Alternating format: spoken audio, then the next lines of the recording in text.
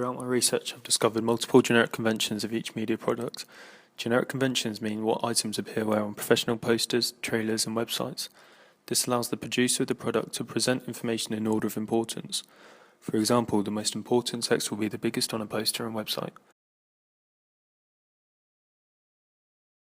I decided to stick to the generic conventions I discovered, as this is what the audience is used to and will enable them to understand the genre of my film and what to expect. I noticed that all of the horror film posters I analysed had the film title as the largest font, as this is the most important piece of information on the poster. It gives the audience the name of the film, so if they're intrigued by the poster, they can go and watch the right film at the cinema. This also creates a link between my three media products. The film title is normally placed in the lower third of the poster, directly below the main image. This links the title to the main image, which is important in giving the audiences a hint to what the film is about. As you can see, I've met these generic conventions on my poster. The tagline is generically placed next to the film title and is the second largest font on the page.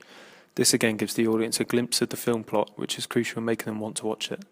The taglines I came across were all powerful and put you on edge.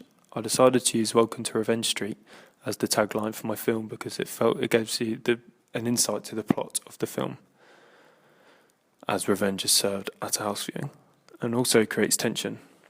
I positioned my tagline directly below the film title to create a link between the two texts. The next generic convention I noticed was that the most important characters on the film were shown in the main image of the poster. This could either be the antagonist, protagonist, or both. I decided to show both on my poster as it creates binary opposition and shows the relationship between the characters. I decided to use the idea of a family portrait to make the film more relatable to the audience, whilst being scary with a body hanging and two protagonists tied up. The costumes of the characters are everyday clothing, making the audience feel like they could be in the same position, making the whole experience more thrilling. Again, it gives the audience a glimpse of the main scene in the film. Other information that was used on the posters I studied were the release date, logos of the institutions that created the film, a website link, and more importantly, crew members. The release date tells the audience when the film is available to go and watch the cinema. If I wasn't to include this on my poster, this wouldn't have been persuaded to watch the film, and the poster wouldn't be as informative. By including the institutions that created the film, the audience can have a better understanding of what the content will be like based on other films created by the same institution. The website link gives the viewer an opportunity to find out more about the film, including the trailer, cast, soundtrack, and raw footage. I also included important crew members such as actors and producers for a similar reason, using the institution logos, as people will have a better understanding of what the film content will most likely be like and the quality of the acting involved. I decided to use all of these generic conventions on my poster as I felt it would entice the viewer, making them want to watch the film and feeling well prepared whilst on the edge of their seat. Challenging the generic conventions of horror film posters is very risky, as the audience and industry may become confused and not understand the idea of the film. The genre of the film would not be clear without the use of generic conventions. It's best to stick to what they know and create questions within the plot. If the viewer is confused by the product, it is highly likely that they will not want to go and watch the film in the cinema, making the productivity of the poster unsuccessful. My next product was the website.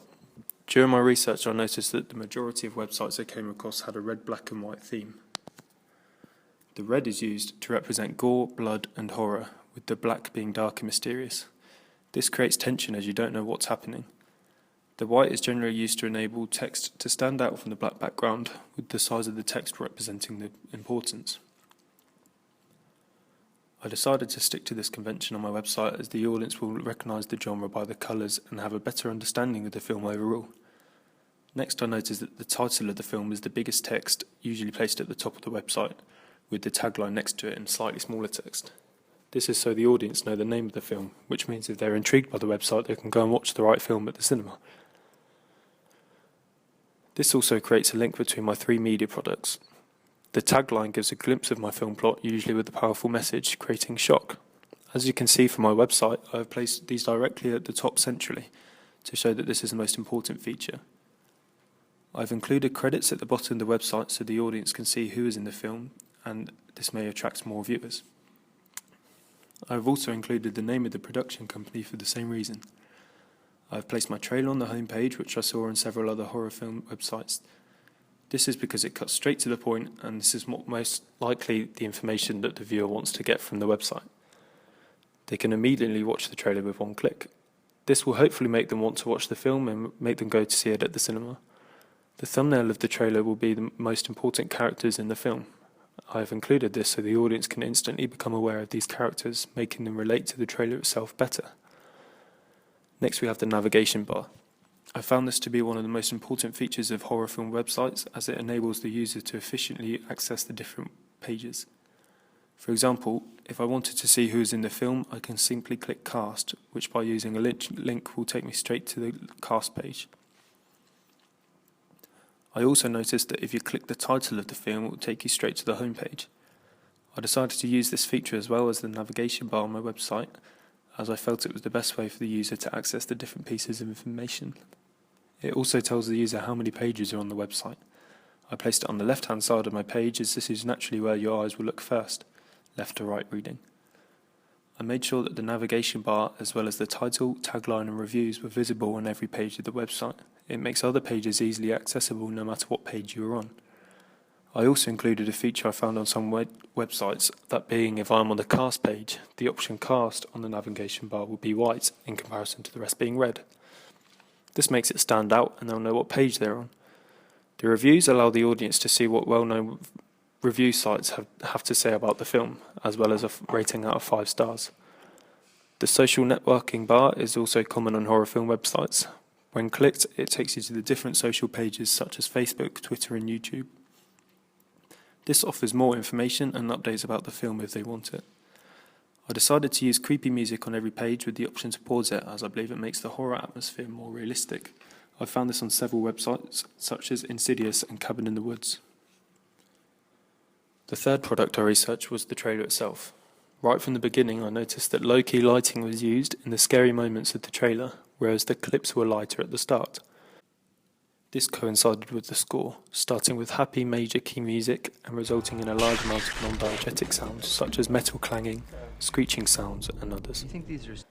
This makes it much more dark and minor key with high synth notes. A lot more layers are added to make the score heavier.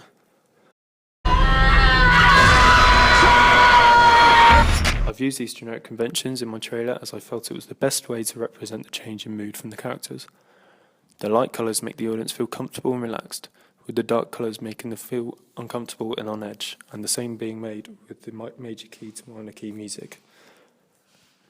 Techniques such as using heartbeat sounds that are gradually increasing in tempo are used to create the intense environment. This creates a large amount of tension, making the experience for the viewer more thrilling. The representation of the declining mood of the trailer is emphasised by the facial expressions of the characters. They tend to begin with smiles and laughs, showing that everyone is happy and comfortable. This then progresses to terrified facial expressions with tears running down the characters' faces. These facial expressions are usually shown to the audience through close-up or extreme close-up shots. This emphasises how the character is feeling and makes it relatable to the audience. As you can see, I've used several close-up shots to show the audience how the characters are feeling. Speech is extremely important in supporting the clips with the unfolding of the plot. It gives extra information that might not be given without the sound. Revenge is sweet. The speech used can either be a character talking in first person or a voiceover talking in third person. Hyper-realistic narrative is used to make the audience feel like they're in a character's position, making the whole film feel more realistic and relatable. I decided to use first-person speech from characters instead of a voiceover, as I felt it gave the product a better, more professional finish. Revenge is sweet.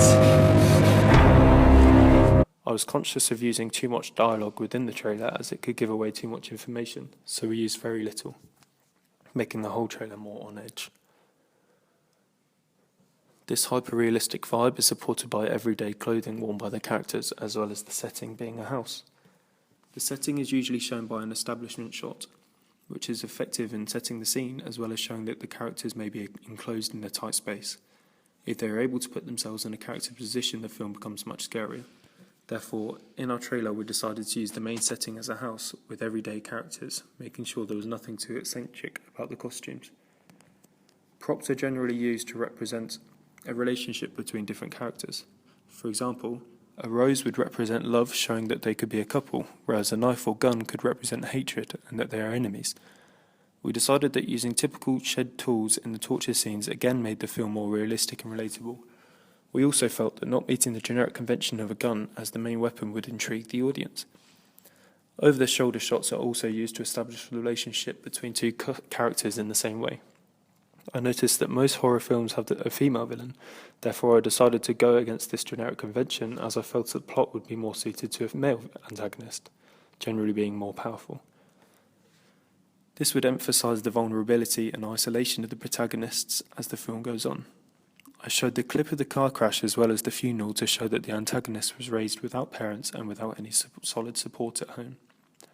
This is the main reason that he had become mentally twisted and decides to take revenge on the killer. During my research, I noticed that the antagonist tends to die in most films, with potentially one of the main protagonists being killed along the way. I decided to end my trailer with two main clips, the first being feet swinging, showing that someone was hanged by a noose. The second is someone crawling out of the garage. In both clips, you cannot tell who the characters are, creating the question of who dies and who survives, making the audience want to watch the film to find out what happens. Creating unpredictable cliffhangers is extremely important for this exact reason. To conclude, all three of my media products use many of the generic conventions, as this is what makes the film the horror genre. It is what the audience recognise, and going against the main generic conventions may cause confusion. At no point does it stray too far away from what they already know about the horror film trailers. However, I have decided to slightly challenge some of these to make the film more intriguing and unique. Viewers may feel like they haven't seen a film like it before, which will create huge interest. It also makes the film less predictable, which will make the audience go and watch the film at the cinema.